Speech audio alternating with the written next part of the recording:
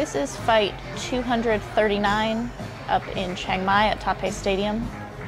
And when I heard that I was fighting Nam Tip, which is the name of my opponent, I misgauged how big she was going to be just because I didn't know. I knew some of the Westerners who she had fought, and based on their sizes, I thought she was around like 56 or 57. But she must just be very undersized for a lot of the opponents that she faces, because she was only 51 and a half. She's quite tall. I'm 46 pretty steadily. So I was 46 for this fight. She's 51 and a half, so it's 5.5 kilo difference, which is super significant, but is so standard for me now. I'm like, oh, that's not a big deal at all. So we drove up the day before, as Kevin and I do, and this is the first time in quite a while that I'm able to have 2 fights scheduled really close together. So this was the first one, and I had another one scheduled for 2 days later, so I would have 1 day off in between. So coming into this fight, I was very concerned about not getting cut, because that's literally the only thing that will make it so that I cannot fight my next fight in terms of injuries or occurrences in a fight. I don't care if I have banged shins or a black eye or any of those things. The only thing is a cut, because you cannot fight with stitches. I have fought the next fight having not gotten stitches, because if you don't have stitches in the cut, that's fine. I just tape it, but that totally depends on how big it is and where it is and all that kind of stuff. I was watching Nam Tip before the fight, as we were like, we're the last fight of the evening, so you get to like be near your opponent for hours and hours before you actually get in the ring with them. And I had been watching her. She's from a very good gym. The Sor Anusha gym is a military and also boxing gym. So one of the boys from Lana, when I was up there, transitioned over to Western boxing for a short while, and he was training at Sor Anusha, so I actually know that gym pretty well. I've only fought their fighters a couple of times because they don't have very many female fighters. But she came with her husband, boyfriend, I don't know, but she was very relaxed in the space. Like, she's clearly spent a lot of time in this stadium. She's been fighting for a long time, has experience. And I kind of used to get very nervous watching my opponents, whether they looked relaxed or strong or whatever, like who they're talking to. And I kind of watch now with more, I don't know, simpatico. Like, I feel like I'm on the same page. Like, I've spent a lot of time in this stadium as well. I know everyone at the stadium as well, rather than it being a like, oh, how connected is she? It's like, yeah, we're all super connected. Like, this is the fight community up in Lana.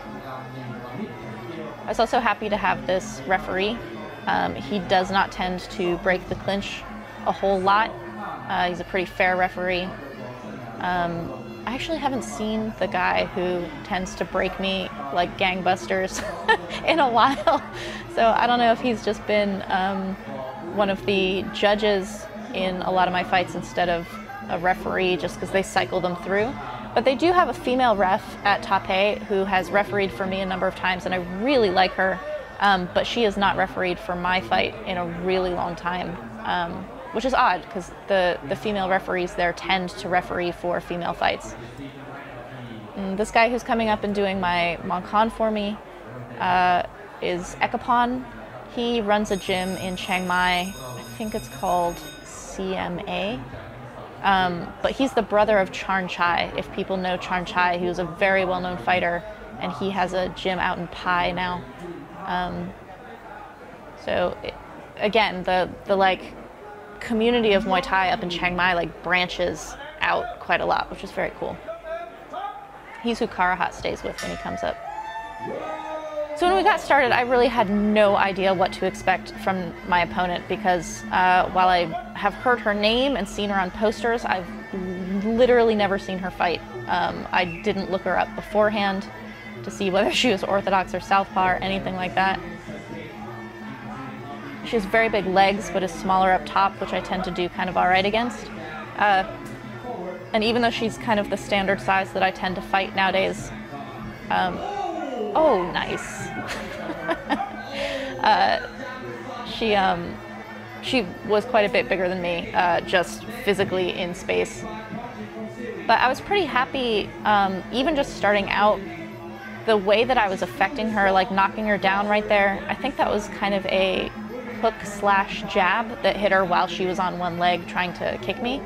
And feeling the effect of my weapons on her got me in this groove of actually striking a lot more than I tend to. I want to strike more than I do because Lamsawan, Karahat, Pinu, Dieselnoy, everyone yells at me about striking on my way in instead of just coming in and trying to grab all the time. So that's what I try to do. But the way that you enforce confidence on those things is feeling the effect that those strikes have on your opponent. And I was feeling the effects on this opponent. So that was really good for me. Although I think that I kind of stayed on the outside more than was necessary.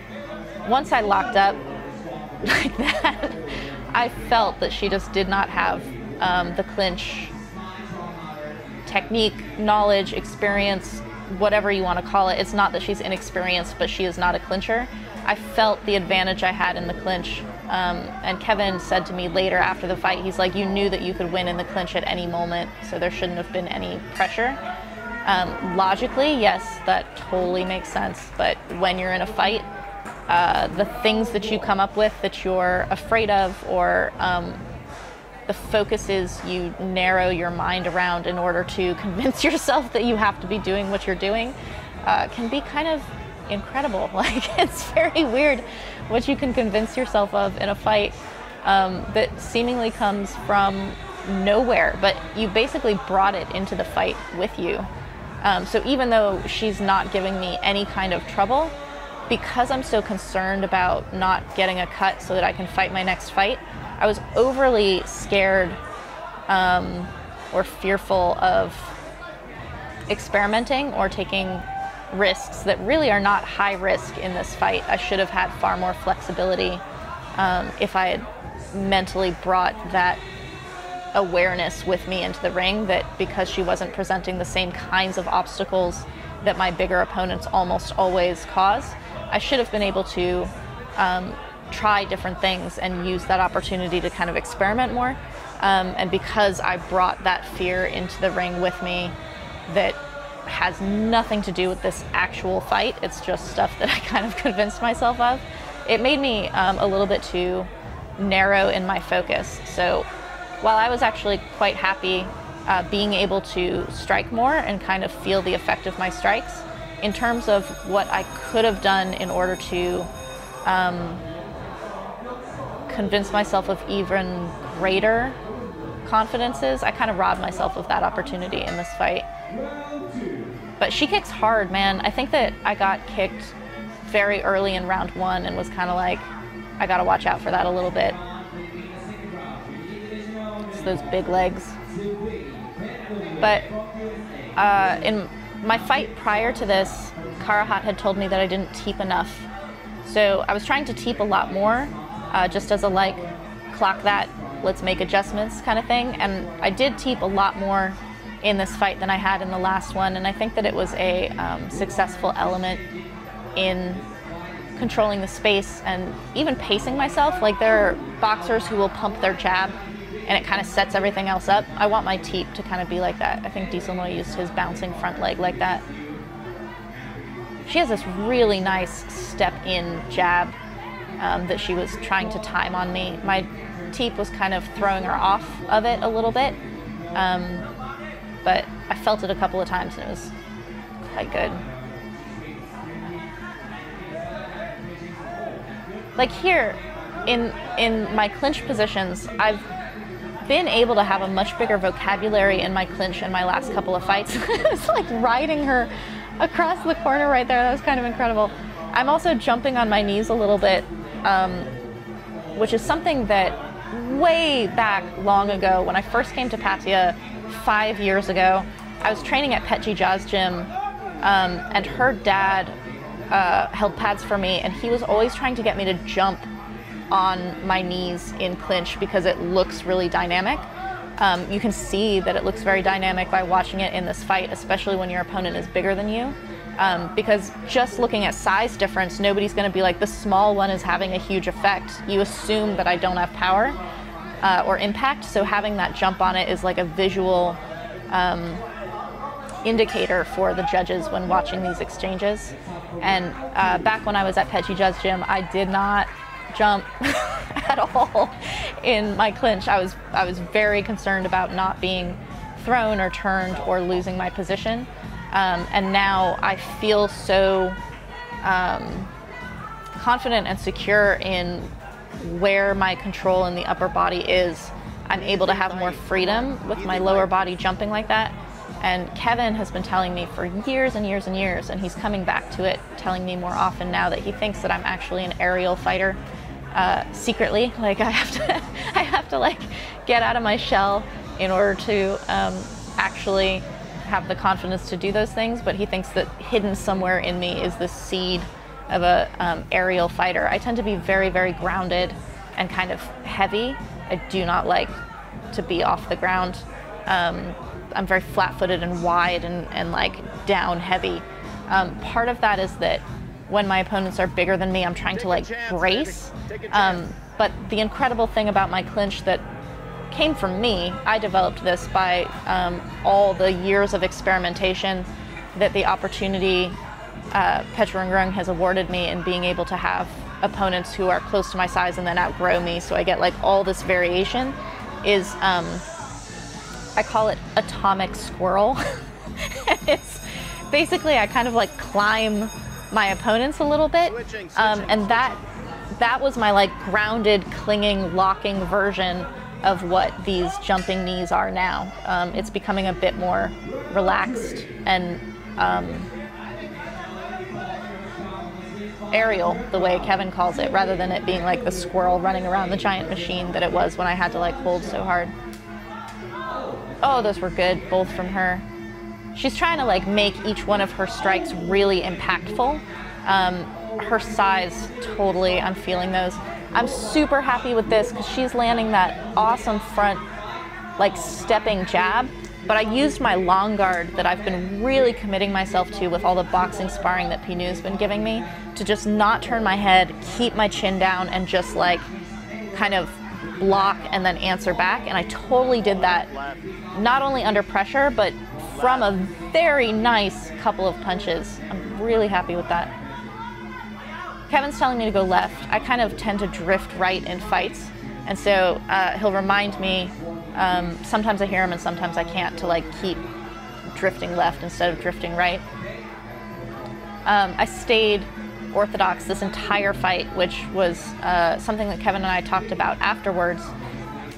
Like I was saying earlier, because she's not presenting the same challenges that a lot of my much bigger opponents do, I should have had far more freedom in this than I allowed myself to have. But even given that, I felt much more free in this fight. I felt that I fought really well and that I had a wider vocabulary of strikes. So in my fight prior to this, my vocabulary in clinch made me really happy, and in this one, my vocabulary in strikes made me happy. But here I've got not only a lock, but I've also got movement, which is a development that's quite new, but it's really good. That was a good turn. I created the distance that I needed, which is something that Diesel Noy worked with me on, that you really have to pull that leg back in order to get the power on the strike when you're that close. And I've been working on, not recently, but how you come in from an 8 count. I used to like power walk in this really dorky way. So there's a knee that put her down the second time, and that's done. I knew she was done even from that, so I put my hand up in the victory circle before it was, I didn't even have to look at the ref. So, happy to have a knockout when I have another fight, literally the day after tomorrow. No cuts, no injuries. I think I blocked her early on, so like the bottom of my shin is a little bit sore, but who cares? You totally go into fights with that from training all the time. It's Dang, who's in my corner almost in all of my fights up in Chiang Mai. He's amazing. if you're in Chiang Mai, go take a private from him. He's very fight oriented. He's very, very cool. He's a very nice man, very hard worker. And he's in the Muay Thai library, so you should go check out his session in the Muay Thai library. He teaches me the Dracula guard, as we call it, and he's just very, very good at like teaching towards fighting. This is the like, once in Thailand you exit the ring, you just like, there's no like reading of scores and all this like big hullabaloo after a fight. You just get out of the ring and go take your wraps off and return your gloves. And if there's another fight, they come in. It's very like the movie Warrior, where Tom Hardy's character just busts out of the cage and leaves after he's won. I like that.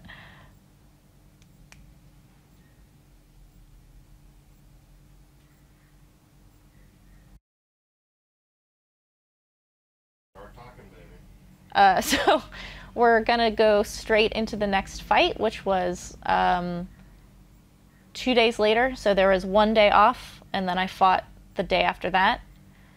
That was at Loy Crow Stadium, which this is totally like a time in my career right now. So I had fight 239 at Taipei, and then 2 days later is fight 240. I haven't had the opportunity to fight really close together like this in a really long time. And I have not fought at Loy Crow in a really, really long time.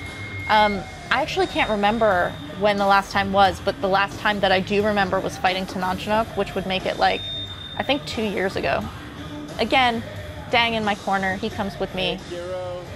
Very awesome to have a former trainer and someone who I trust so much and who I like so much come help me when he can in the corner. This situation was interesting because I had been told by the promoter that I was fighting Nang Hong, who, if you guys follow my fights, you know I've fought, I don't know, 6 to 8 times. She's maybe like 53, 54 kilos. I've only lost to her 1 time out of all the times that we fought by a cut stoppage. So I'm always, 1, looking out for her trying to cut me because that's really the only way she can win, and 2, I'm always looking to like get her back for that cut, because it's actually one of the worst I've ever had, not in terms of size or anything, but it happened to hit a vein, and so I had to go get deeper stitches after I'd already been stitched at the ring. But so we get to Loy Crow, and I'm supposed to fight Nang Hong, and this is Hong Tong, who is also from Nang Hong's gym. They're teammates. I've fought Hong Tong twice before, and won both of those, but she's like 60 kilos. So again, I'm 46 kilos. I was expecting to have like a 8 kilo difference, and instead I had like a 12 to 14 kilo difference, because I'm not entirely sure whether she's 58 or 60. Because the first time I fought her, she was 60, and the second time I fought her, she was like 58 and a half or something. So I came and I saw Hong Tong and her teammate, who I'm not fighting, going over to check with the doctor. And I'm like, huh, Nang Hong's not here. Maybe like she already saw the doctor, like she came first or something. And then the doctor was like, who are you fighting? And I said Nang Hong, and he said Hong Tong, and I'm like, oh, he just doesn't understand me. Like, I totally, in my head, like kept confirming to myself that everyone was wrong but me. But then when Dang showed up, the promoter came over and he's like, oh, sorry, Nang Hong didn't come, you're fighting Hong Tong. So my whole concern about cuts and wanting to have my vengeance and all those things was like taken off the board. But the different challenges that I face when the opponent is as much bigger than the one I expected as the one I was expecting was, to me, like pretty much twice the size difference that I was expecting. It's like, okay, we'll just go with it. But one of my favorite things about that element of this fight, one, it's 240, which for some reason 240 feels like a really significant number, even though I've been in the 200s for quite a while now. When I left Chiang Mai, part of the reason was I was having fights here at this stadium at Loy Crow, and the girls just kept being way too big.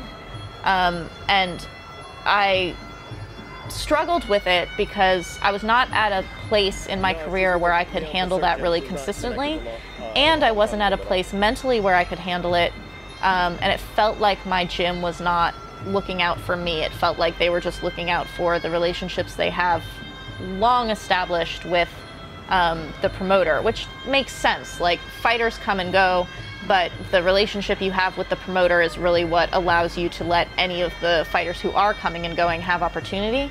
And Sylvie Charbonneau, who was at Lana before me, had run into this problem kind of in her career, and she had refused to fight opponents who are so much bigger, and so it kind of like was a drawing the line point for her.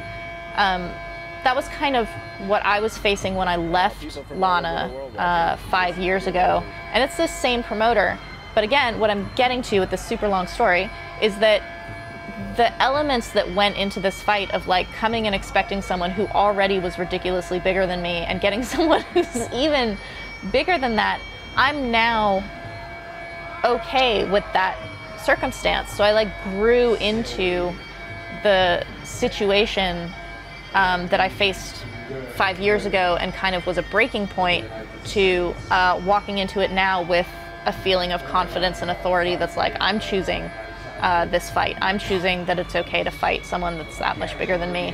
And I have the mental capacity and physical capacity to do that. So in terms of growth and where I've come in the past 5 years, this fight is totally a like 2 points on a map that are really similar, but there's a huge field of development between them, which is really cool. I have a new mouthpiece that Kevin made me get. It's not a special mouthpiece other than that you have a dentist mold it rather than it being a boil and bite, which is what I've always had.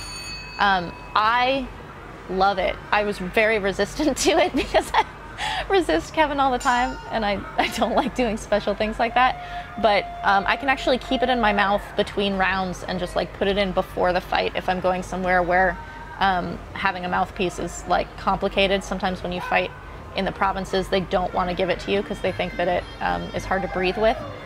Fucking awesome mouthpiece. If you can get it done by a dentist, do it.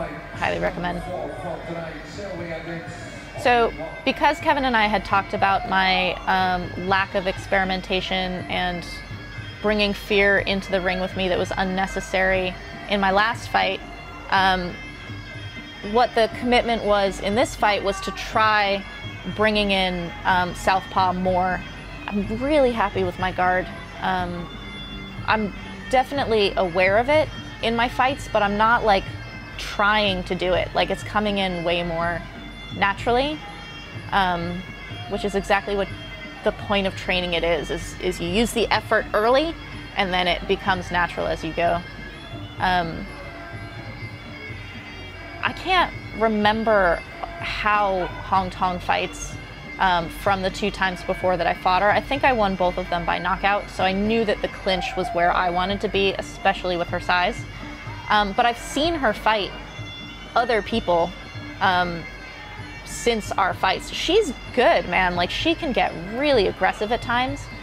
And what's kind of cool about when you watch someone who you fought fight someone else and you're like, she doesn't fight me like that, is it's because you present certain obstacles. So this thing that I'm doing in the clinch, controlling her head, that's in the same family as the long clinch that I was working with Tonadet the day before. Tonadet is also in the library. Definitely go check out his session. We work on the long clinch together, which is his specialty.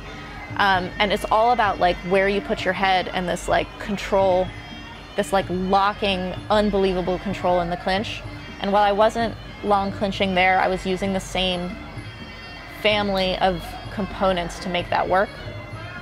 So, piecing together, Hong Tong doesn't fight me the way she fights the people I was watching her fight because of the complicating things that I present in my style.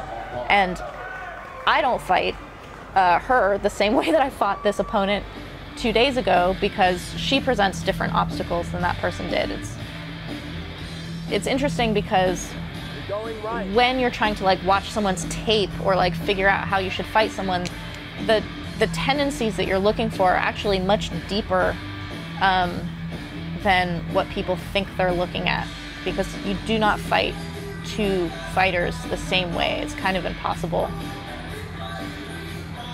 Dang borrowed this guy from another gym to come help in the corner. It's a little bit difficult when you have to do like putting up the tray and the ice and all that stuff by yourself if you also have to get in the ring and help. So he got someone to help him, which I totally like blinders on when there are other people in the ring. I do not pay attention very much to my corner.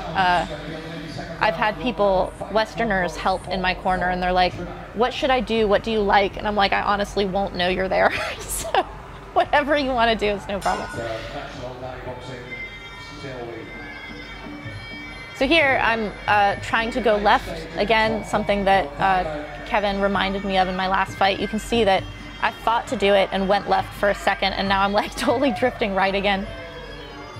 Very smart for her to be throwing those high kicks. My emotional kryptonite is like head kick photos.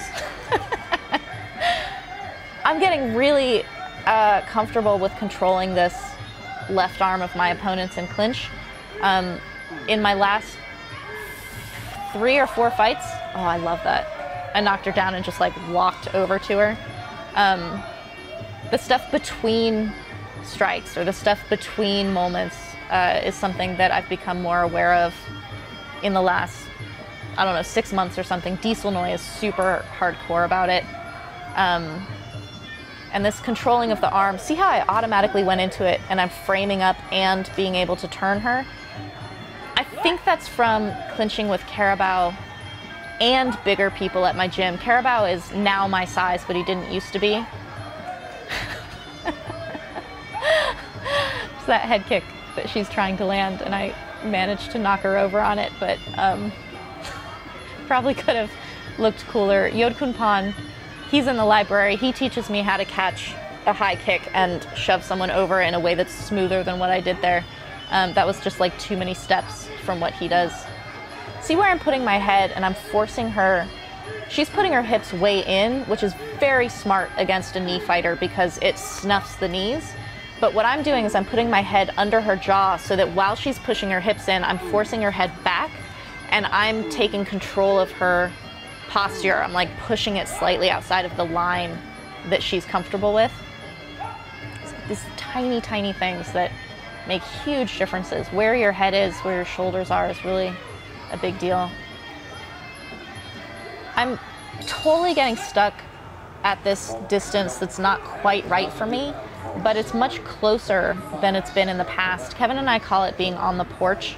It's been a problem for me for a really long time, which is that I walk pretty good, like I close distance, but then I stop right at the point that's my opponent's striking range. And that's what I was doing just there, but slightly closer, which is a slight improvement, but when you stand too close to your opponent, they can't quite post the way that... Sorry, we had some technical difficulties, and so I'm jumping back in here after having to stop and start again. But so you can see Dang is putting more Vaseline on my face.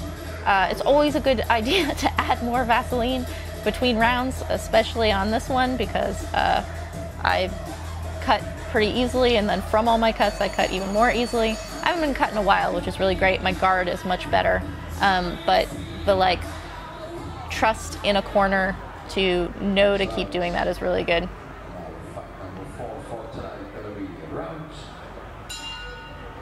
So going into round 3, this is when like everything picks up, and this is when you like take the fight, you establish the fight in round 3. So she is trying to kick me in the head, which is a really good tactic because one, you can knock someone out like that if their guard is not good. Oh, that was a really good flurry of punches. She's trying to wrap me up here to like snuff my clinch to have the ref come and break us. It worked. The reason it annoys me is not because it worked, it's that I don't move enough in that moment to make it so that it doesn't work. Like, I'm mad that it worked because it's on me to make it not work. So I'm trying to follow her with more strikes. I had felt really good in my fight 2 days ago with using a wider vocabulary of strikes.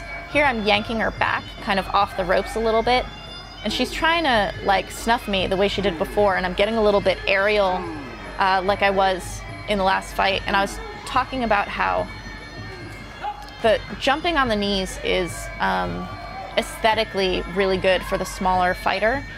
I talk about the aesthetics because a fight is judged by people who are outside of the ring. So if I'm hitting her hard or not hard, she knows, but the way it looks is important for the people who are outside of the ring. So that right there, she's big, so she threw that really dynamic knee. It looks like it hurt, and she's big, so you believe that it hurt. I'm small, so even if mine hurt, if they don't look like they do, nobody's gonna believe that they did. Nobody's gonna take that on like, I'll just believe that it was. Here she tries to get on top of me. You can totally, if you both go down, whoever lands on top kind of gets the like slight point on that. I don't know how that one scored because we didn't actually land on the ground. I like held onto her so that we stood up together. It's not the same move as, but Satan Muang Lek, who also is in the library, has this amazing trip off of falling that totally has this ethic of like, if I'm going down, you're coming with me. Like, you never stop trying to bring someone with you, which I really like. That felt like a super short round. That was round 3, so I definitely dominated that round. I put her down a couple of times and had those nice jumping knees and things like this. I was controlling the space really well. So the difficulty in winning round 3, even though you 100%, no question, want to win round 3, is that once you establish your dominance and that you're winning the fight, you have to build. So you can't have a really dominant round 3 and then a kind of flat or even decline in round 4 without risking the entire fight. It's also the total center of a fight. So if your dominant round 3 drained you, you're kind of in trouble because you have a whole half of a fight to fight and you have to climb. So you have to do better than you did in round 3, even if you were great in round 3. I was kind of having this weird experience of fatigue, which is that I had a lot of reasons physically to be tired. I had fought 2 days before against a bigger opponent, and I had trained the day before. So I fought 2 days ago, and then I trained on the rest day with Tanadet for an hour of clinching. An hour of clinching is hard, no matter who you're clinching. And then I'm fighting again after that. So there are reasons for me to be tired, but I don't think that the fatigue I was feeling was physical at all. I think it was actually mental. And I think that the reason I was feeling it was because she's so much bigger, 26 to 30 pounds, 12 to 14 kilos.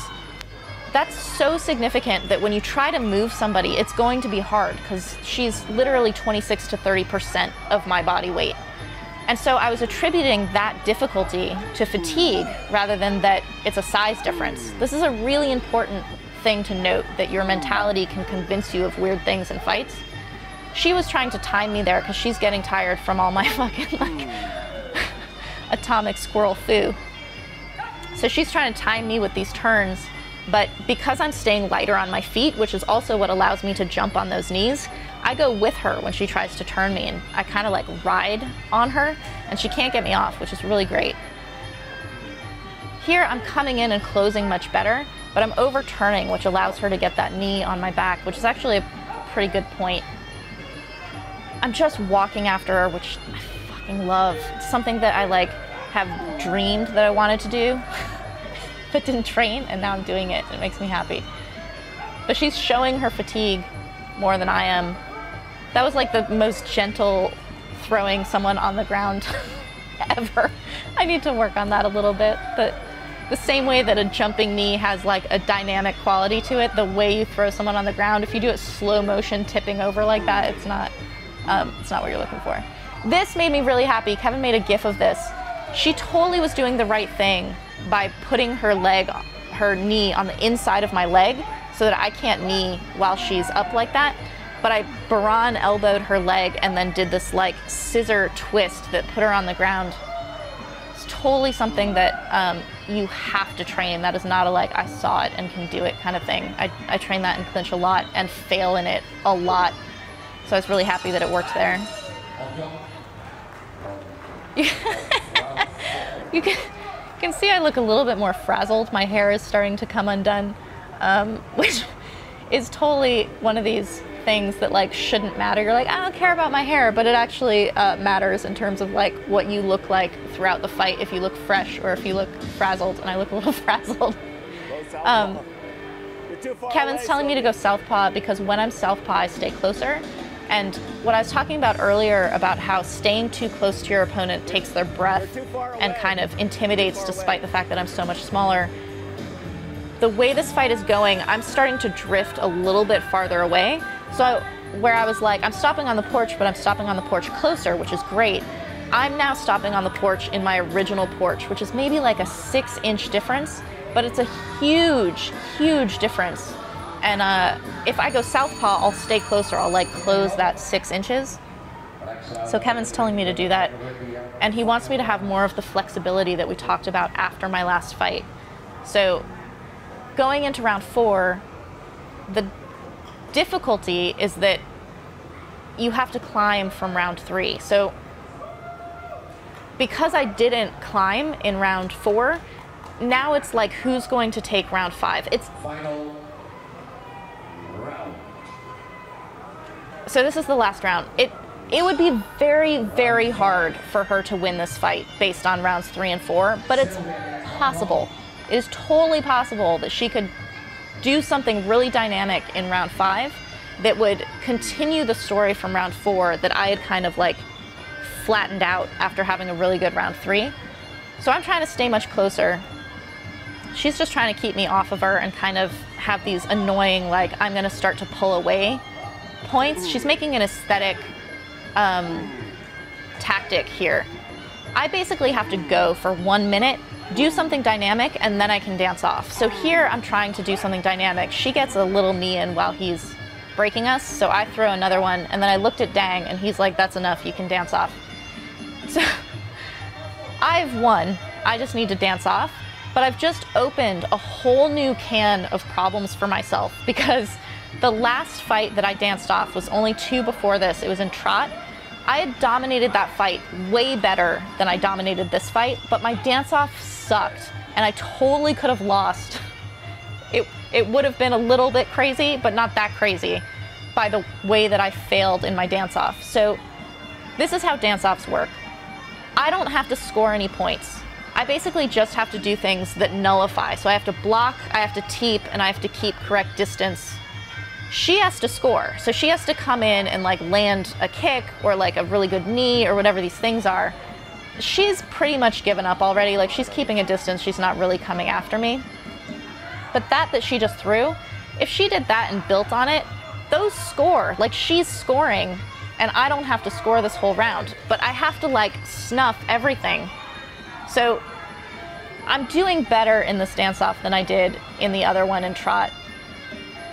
I'm kind of staying lively and back. It's like 100 times better than it was in trot, but on a fight that was more realistic for me to need to have a much better dance-off. I'm happy to have gotten 2 wins on those back-to-back days, coming back to a way of fighting that I haven't had opportunity for in quite a long time. I used to fight back-to-back all the time when I came to Chiang Mai, but it's harder to find opponents now.